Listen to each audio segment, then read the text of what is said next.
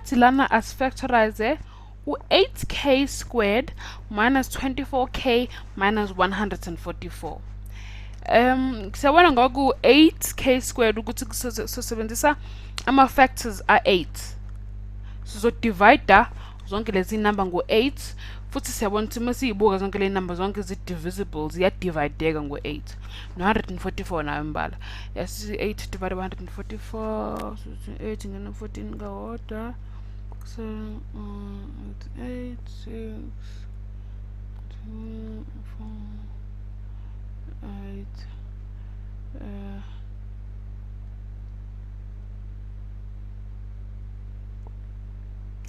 8 uma sisiqala ke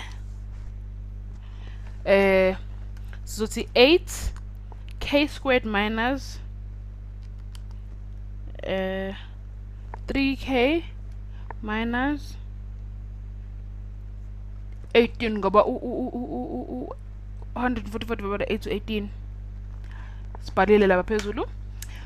X squared plus bx plus c i-format yokubeka i-equation yethu le x squared plus bx plus c.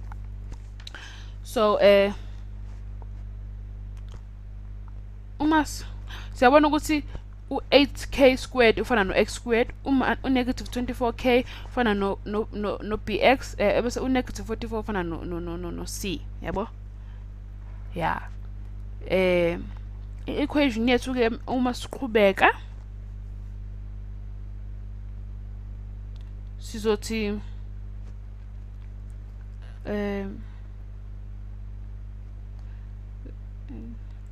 so bheka ama-factors ka-18 sithi u-1 no-18 loyo ayakusinika u-24 lokho ngisho uku-add ngisho uku-subtract akusinika u-24.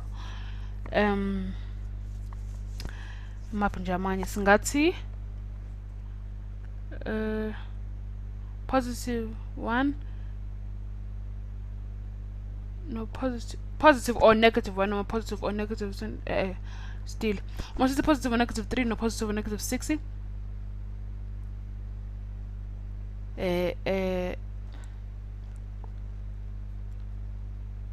ay akusinike u-24 lokho.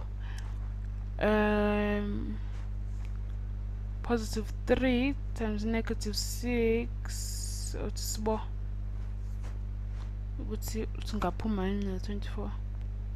3 times 6 u-18 times 8 to 144. So this is positive 3k no negative 6k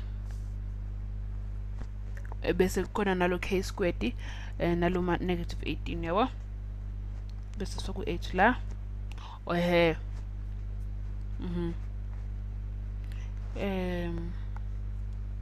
bese nje sifaka ama brackets ethu la khona sobona ukuthi angithi phela kunama sets amabili ama brackets kule equation, bese 8 times 7 lama brackets amanye ahlukile ukuze sibone ukuthi sikekela konke lokhu phakathi kwalama brackets amakhulu esiqale ngawo lawa ngathi ayi square.